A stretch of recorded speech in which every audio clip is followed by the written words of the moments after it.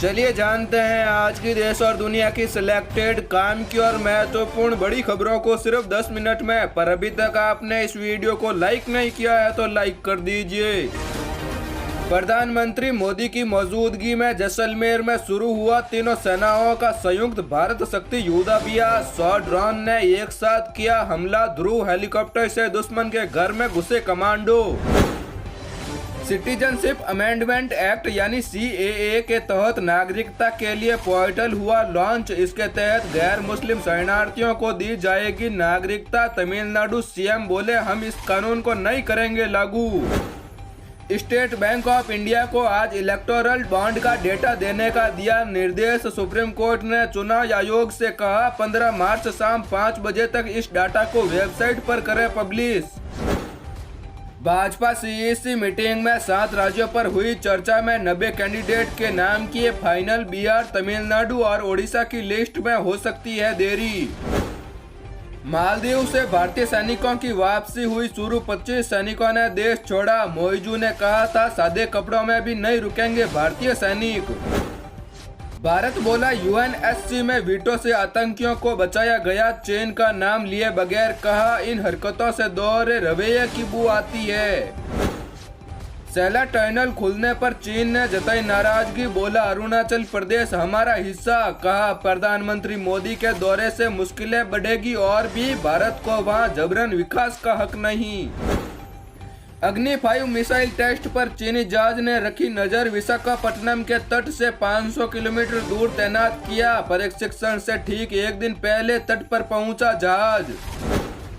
सेक्सेंस में 400 अंक से ज्यादा की आई बढ़त। RK स्वामी का शेयर 13% नीचे लिस्ट हुआ। वहीं जियो फाइनेंशियल के शेयर में 5% से ज्यादा की आई तेजी। 10 ग्राम सोना पहली बार 65,000 के पार पहुंचा। इस साल 70,000 पर पहुंचने की उम्मीद। चांदी 72,539 रुपए प्रति किलो के हिसाब से बिक रही। एयरपोर्ट डेवलपमेंट पर 60,000 करोड़ खर्च करेगा अडानी ग्रुप। नवी मुंबई एयरपोर्ट पर 18,000 करोड़ का करेंगे इन्वेस्टमेंट। अडानी ग्रुप के पास अभी 7 एयरपोर्ट मौजूद। जैसलमेर में पहली बार तेजस फाइटर प्लेन हुआ क्रैश। पोखरण में जारी भारत शक्ति युद्धाभ्यास में शामिल था विमान। प्रधानमंत्री मोदी की मौजूदगी से 100 किलोमीटर दूर हुआ हादसा।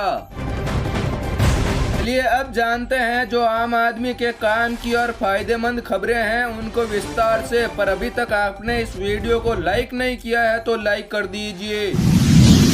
CAA के खिलाफ असम में हो रही बड़े आंदोलन की तैयारी। गुवाहाटी को किया गया सील। 30 संगठन हुए एकजुट। इन्हें रोकने के लिए अस्थायी जेलें बनाई जा रही। जी हां, देश भर में नागरिकता संशोधन अधिनियम सोमवार से लागू हो गया है, जिसको लेकर कई जगहों पर लोगों में नाराजगी देखने को मिल रही है। लेकिन इसको सबसे ज्यादा विरोध असम में देखा जा रहा। यहाँ लोगों का गुस्सा सबसे ज्यादा फूट रहा है। सोमवार को ही गुवाहाटी में all Assam student union ASU के बैनर तले लोग सड़कों पर उतर आए थे। यूनियन ने असम के कई हिस्सों में संशोधन की प्रतियां भी जलाई। बता दें कि 2019 में जब CAA संसद से पारित हुआ था तब देश में कई जगहों पर इसके खिलाफ विरोध प्रदर्शन हुआ था। असम में ऑल असम स्टूडेंट यूनियन और 30 स्वदेशी संगठनों ने CAA कानून के लागू होने की घोषणा के बाद सोमवार यानी 11 मार्च को राज्य के विभिन्न हिस्सों में नागरिकता संशोधन अधिनियम की प्रतियां जलाई। जानकारी के मुताबिक विरोध रोकने के लिए असम पुलिस भी फुल एक्शन में है। पुलिस ने गुवाहाटी में पहले से ही जगह जगह बैरिकेडिंग कर दी है। कई क्षेत्रों के खाली परिसरों में अस्थायी जेलें तैयार की जा रही हैं। असम के CM हिमंत बिस्वा शर्मा ने लोगों से अपील करते हुए कहा कि राजनीतिक दलों को CAA के खिलाफ बंद करने की घोषणा करने से पहले उन्हें गुवाहाटी हाईकोर्ट का आदेश ध्यान में रखना चाहिए, नहीं तो उनके दलों का रजिस्ट्रेशन रद्द किया जा सकता है।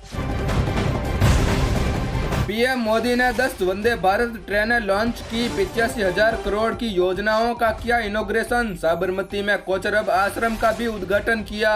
प्रधानमंत्री नरेंद्र मोदी ने मंगलवार को देश को बड़ा तोहफा दिया है। वंदे भारत ट्रेन 250 से ज्यादा जिलों तक पहुंच चुकी है। PM मोदी ने कहा कि विकसित भारत के लिए हो रहे नव निर्माण का लगातार विस्तार हो रहा है। देश के कोने कोने में परियोजनाओं का लोकार्पण हो रहा है, नई योजनाएं शुरू हो रही रही है। आज भी विकसित भारत की दिशा में देश ने एक बहुत बड़ा कदम उठाया है। इस कार्यक्रम में आज यहाँ 1 लाख करोड़ रुपए से ज्यादा की परियोजनाओं का लोकार्पण एवं शिलान्यास हुआ। जी हाँ, पीएम मोदी ने मंगलवार को 10 नई वंदे भारत ट्रेनें की शुरुआत करने के साथ ही 85,000 करोड़ रुपए की रेलवे परियोजनाओं का उद्घाटन और शिलान्यास किया। उन्होंने विभिन्न रेलवे स्टेशन पर 50 प्रधानमंत्री भारतीय जन औषधि केंद्र राष्ट्र को समर्पित किए। ये जन औषधि केंद्र लोगों को सस्ती और गुणवत्ता पूर्वक जेनेरिक दवाएं प्रदान करेंगे। प्रधानमंत्री मोदी ने 51 गति शक्ति मल्टी मॉडल कार्गो टर्मिनल भी राष्ट्र को समर्पित किए। ये टर्मिनल परिवहन के विभिन्न तरीकों के बीच सामान की निर्बाध आवाजाही को बढ़ावा देंगे।